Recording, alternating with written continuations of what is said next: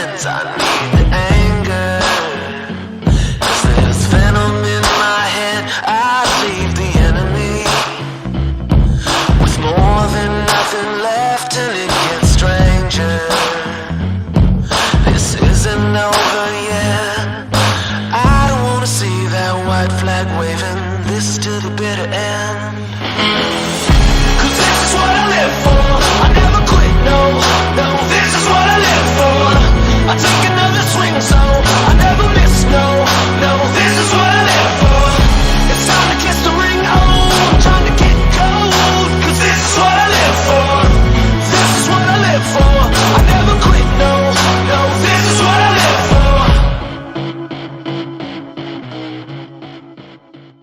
What is up, Bronco 6G? It's Nick, and I'm reporting from Austin, Texas with, as you can see, a 2021 Ford Bronco.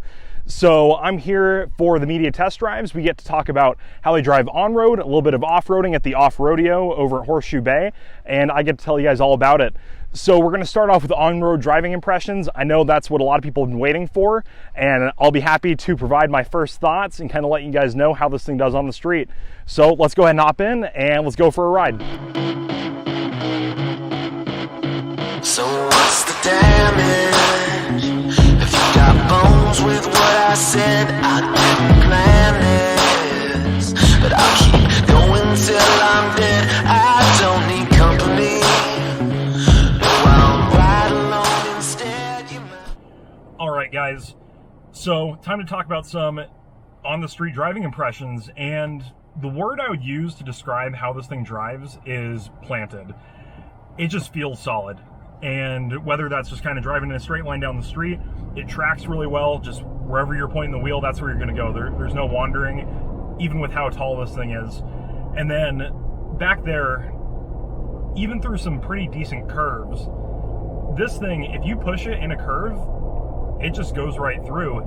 There's no drama. It just wants to go where you point it. So overall, I'm very impressed with my first impressions of how this thing drives. As far as powertrain, the transmission, it's really not noticeable. I haven't noticed it at all, honestly. I mean, it shifts pretty much in the background, I would say. You really don't even notice it. And then the engine is definitely a standout. This thing, it has the 2.7 because it's first edition, and it hauls. This is a very fast car. 2.7 EcoBoost. It is an absolute ripper. I haven't had an opportunity to check the 0 to 60 time that I'm going to get. I'll probably put that in right here, but I can tell you that it's faster than 6 seconds, I would bet. Or if not, right around that 6 second 0 to 60 mark. So overall, very happy about that. Now, as far as the ride quality, this thing rides good too. Any bumps in the road, and there were some pretty nasty construction spots back there, it honestly rides fantastic. It just soaks those bumps right up, and it results in a very comfortable ride. I'd have zero issue driving this thing in, any sort of city with a lot of construction, or if you have an area where there's a lot of potholes because of lack of construction. This thing, it'll handle that daily commute where you're going to be going over some potholes, and some of you mall crawlers might like to go over some curbs. I can tell you this thing can handle it so far. As far as the cabin, I really like it. It's roomy, it's comfortable. The seat for this one, this is a first edition, so one of the fancier seats. The seats feel great, and overall, it just feels really nice in here. Now, I know some people have complained about the dash plastic, and it's definitely not quite as nice as the JL Wrangler, I will say that. Is that a huge deal? Not to me. I'm not touching my dashboard. That's, I don't know, I just don't really worry about that. Now, one other really nice thing about this vehicle is how it sounds. And by that I mean the lack of sound. It's pretty quiet in here. You can definitely hear a little bit of wind noise with the top. That's inherent to any removable top. But as far as through the body, you really don't hear any tire noise. And then just overall, it's a pretty quiet vehicle. For road trips or anything like that, I would have no problems with taking this thing. This would be a great road trip, great family car, and on top of that, it's off-road capable. So that's kind of what we'll be checking out next. We're going to talk about some of the capabilities of this thing, and we're kind of going to see what it can do at some off-road. So cleaning up my mess, I don't want to see that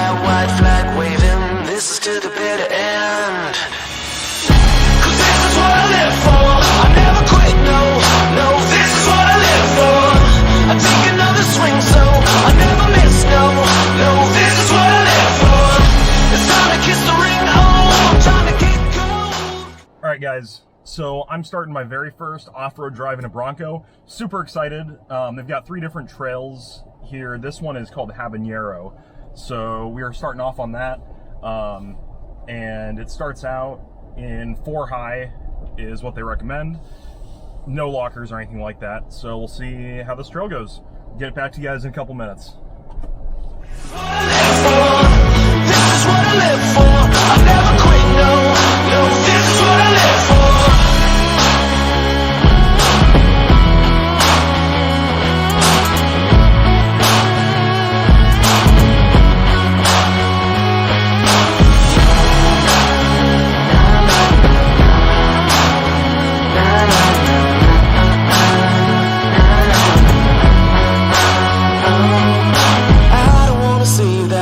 Flag waving, this is to the bitter end.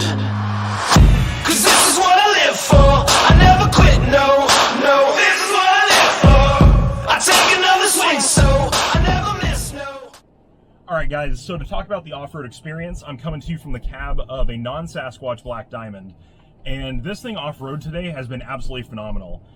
Everything that we've climbed over, it's actually some pretty decent obstacles for a stock vehicle.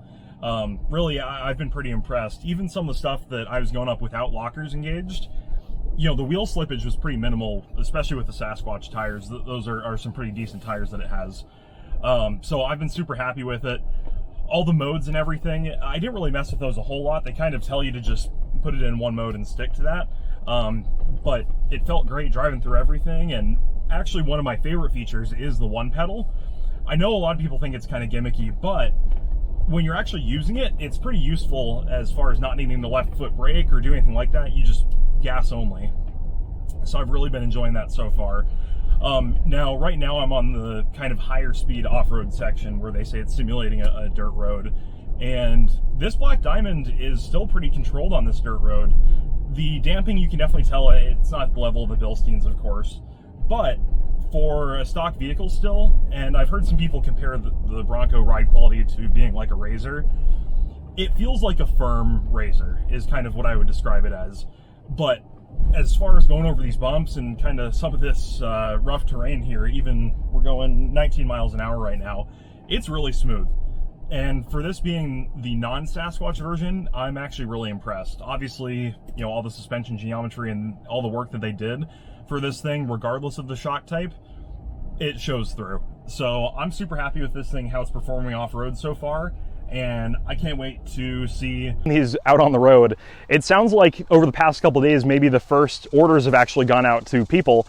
I've been started seeing those on the forums, and honestly, it's the start of chapter 1. I can't wait to see what people do in these things stock, what people start modifying them to be able to do. It's a very capable chassis as it stands, and that's only going to continue to expand in capability in the future, and I cannot wait to see that. So guys, thank you for watching, and I'll see you all out on the trails. It's time to kiss the ring, oh, I'm trying to get gold, 'cause this is what I live for. This is what I live for. I never quit, no, no, this is what I live for.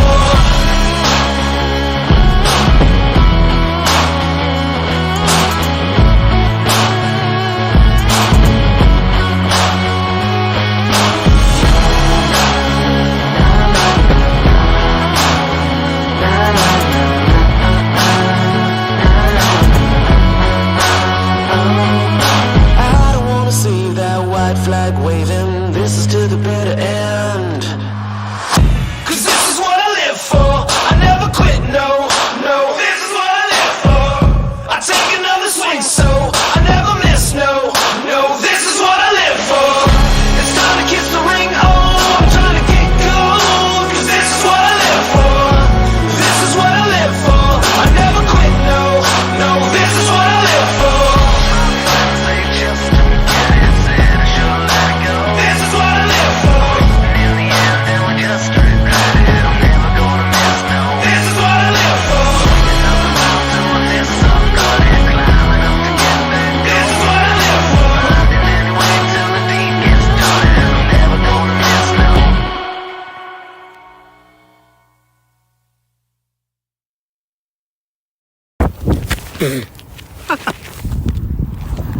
All good.